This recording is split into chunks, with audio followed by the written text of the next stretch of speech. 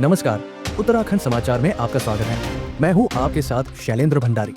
आइए जानते हैं उत्तराखंड की तमाम बड़ी खबरों को। निकाय चुनाव की तैयारियों में जुटी भाजपा, पर्यवेक्षक और सर्वे से तय होंगे प्रत्याशी। केदारनाथ उपचुनाव के बाद भाजपा ने निकाय चुनाव की तैयारियां तेज कर दी है। बृहस्पतिवार को पार्टी मुख्यालय में 19 सांगठनिक जिलों के पदाधिकारियों के साथ बैठक हुई। भाजपा अध्यक्ष महेंद्र भट्ट ने बताया कि नगर निगम, पालिका और पंचायतों के अध्यक्ष पद के दावेदारों की सूची बनाई जा रही है। पर्यवेक्षकों की टीमें निकायों में जाकर स्थानीय फीडबैक लेंगी। प्रत्याशियों का पैनल फीडबैक और सर्वे रिपोर्ट के आधार पर तैयार होगा, जिसे केंद्रीय नेतृत्व को भेजा जाएगा। साथ ही बैठक में राजनीतिक समीकरणों पर भी चर्चा हुई। साइबर हमलों से निपटने को एनआईसी बनाएगी 100 सरकारी वेबसाइटें। प्रदेश में हुए बड़े साइबर हमले के बाद आईटी विभाग ने 100 सरकारी वेबसाइटों की सुरक्षा एनआईसी को सौंपी है। ये वेबसाइटें स्वास्थ्य, सुरक्षित, स्केलेबल और सुगम सेवा प्लेटफॉर्म पर तैयार की जा रही है, जो अत्याधुनिक सुरक्षा उपायों से लैस है। वेबसाइटों का डेटा संबंधित विभागों द्वारा अपडेट किया जाएगा, जबकि सुरक्षा की जिम्मेदारी एनआईसी की होगी। राजभवन और मुख्यमंत्री कार्यालय की वेबसाइट पहले से ही इस मंच पर है। ये जिम्मेदारी 5 साल के लिए एनआईसी को दी गई है। गंगा किनारे अश्लील वीडियो मामले में मुकदमा दर्ज। ऋषिकेश के लक्ष्मण झूला क्षेत्र में गंगा किनारे युवक युवती द्वारा अश्लील वीडियो बनाने और सोशल मीडिया पर वायरल करने का मामला सामने आया है।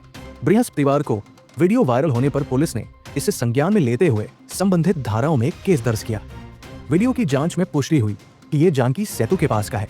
थाना प्रभारी रवि सैनी ने बताया कि मामले में दोषियों की पहचान कर कार्रवाई की जाएगी।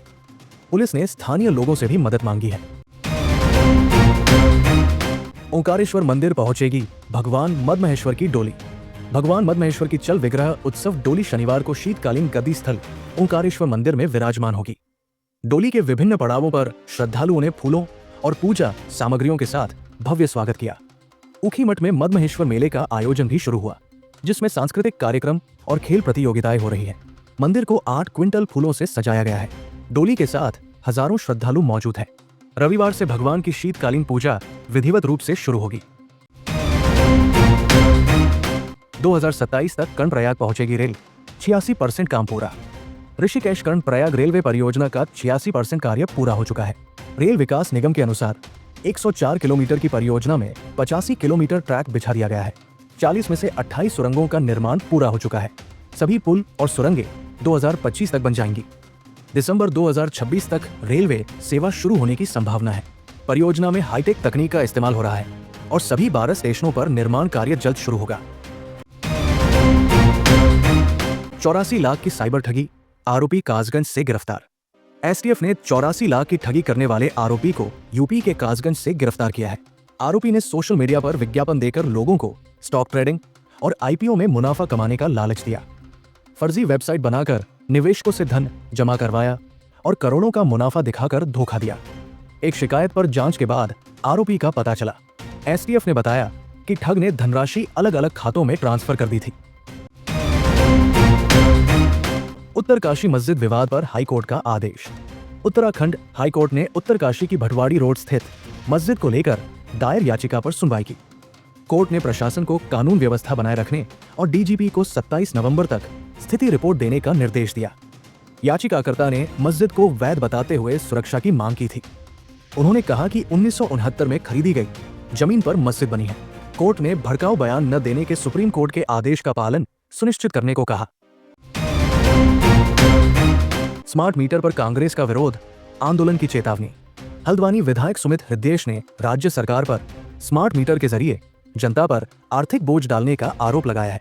उन्होंने कहा कि प्रदेश पहले से ही बेरोजगारी और अन्य समस्याओं से जूझ रहा है और अब प्रीपेड मीटर लगाकर जनता को दोहरी मुश्किल में डाल दिया गया है। कांग्रेस ने साफ किया है कि किसी भी स्थिति में ये मीटर नहीं लगने देंगे। सुमित हृदयेश ने आंदोलन की चेतावनी देते हुए कहा कि कांग्रेस जल्द ही बड़े स्तर पर विरोध प्रदर्शन करेगी। केदारनाथ उपचुनाव को लेकर उन्होंने भरोसा जताया कि कांग्रेस प्रत्याशी मनोज रावत भारी मतों से जीतेंगे। भाजपा पर निशाना साधते हुए उन्होंने कहा कि दिवंगत शैला रानी के अंतिम संस्कार के दिन भाजपा नेताओं ने शिला स्थापना कर अपनी असंवेदनशीलता का परिचय दिया।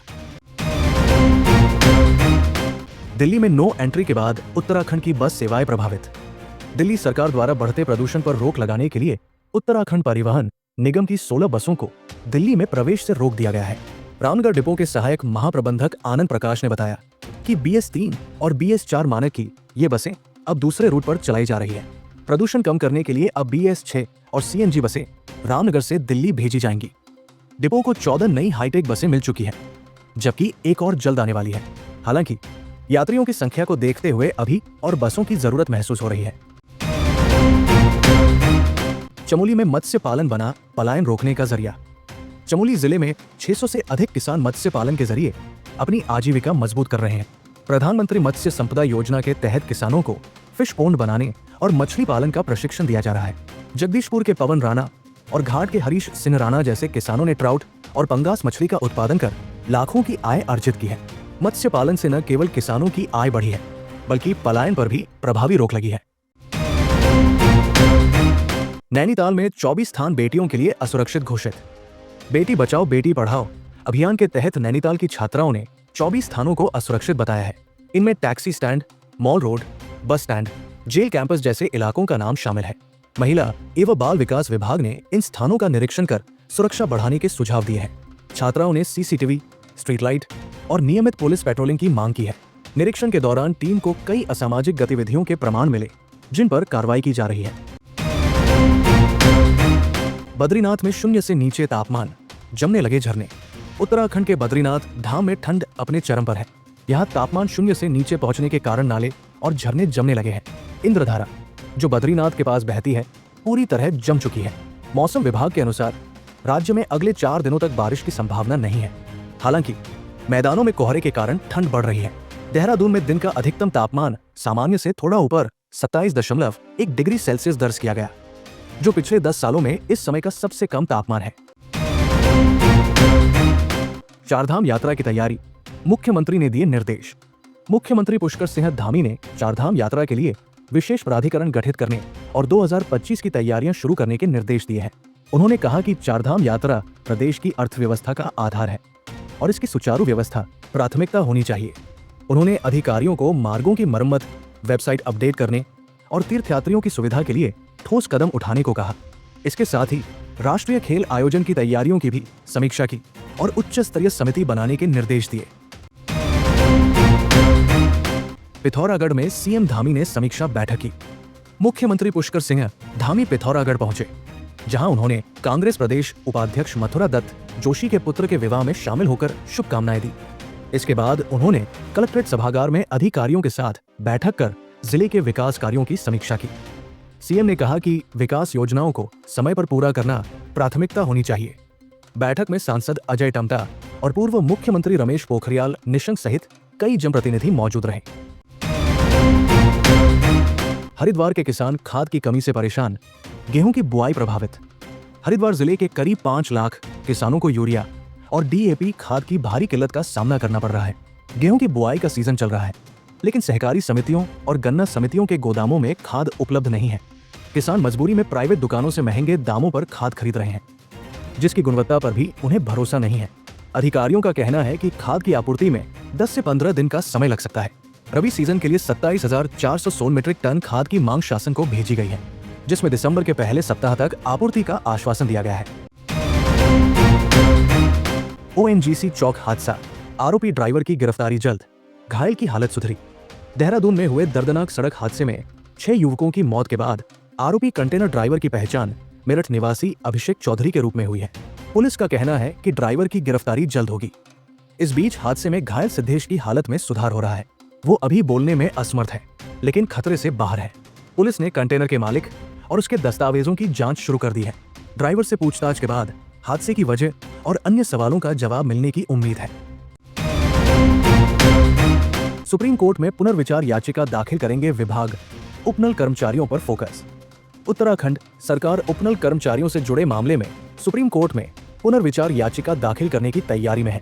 सैनिक कल्याण सचिव दीपेंद्र कुमार चौधरी ने संबंधित विभागों को निर्देश दिया है कि वे समय पर याचिका दाखिल करें। राज्य के विभिन्न विभागों में उपनल के जरिए 22,000 कर्मचारी कार्यरत हैं। उच्च न्यायालय के आदेश को चुनौती देते हुए सरकार ने सुप्रीम कोर्ट में विशेष याचिका दाखिल की थी, जिसे हाल ही में खारिज कर दिया गया।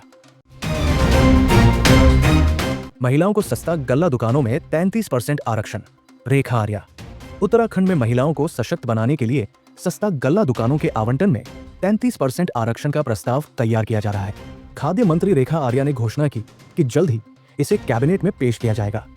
बैठक में राशन विक्रेताओं की समस्याओं पर चर्चा हुई। मंत्री ने कहा कि बायोमेट्रिक प्रणाली को हाईटेक बनाकर 100% ऑनलाइन राशन वितरण सुनिश्चित किया जाएगा। इसके अलावा महिलाओं के लिए सम्मेलन आयोजित कर उनकी चुनौतियों और उपलब्धियों पर चर्चा की जाएगी। 9 दिन से लापता ऑटो चालक का शव बरामद, प्रेम प्रसंग में हत्या की आशंका। रामपुरा से 9 दिन से गायब ऑटो चालक का शव प्रीत विहार के पास नदी किनारे गड्ढे से बरामद हुआ। पुलिस की जांच में प्रेम प्रसंग के चलते हत्या की बात सामने आई है। मृतक ने 7 साल पहले प्रेम विवाह किया था। शव मिलने के बाद मृतक के परिजनों और स्थानीय लोगों ने पुलिस पर दबाव बनाया। पुलिस ने मृतक की पत्नी सहित 4 लोगों को हिरासत में लिया है। मामले में अन्य आरोपियों की गिरफ्तारी के लिए परिजन अंतिम संस्कार टालने पर अड़े हैं। प्यारे दर्शकों, ये थी आज की प्रमुख खबरें। आपको इनमें से कौन सी खबर सबसे महत्वपूर्ण लगी, हमें कमेंट में जरूर बताएं। और यदि आपने अभी तक चैनल को सब्सक्राइब नहीं किया है तो चैनल सब्सक्राइब करें, वीडियो को लाइक करें और अपने दोस्तों के साथ शेयर भी करें। नमस्कार।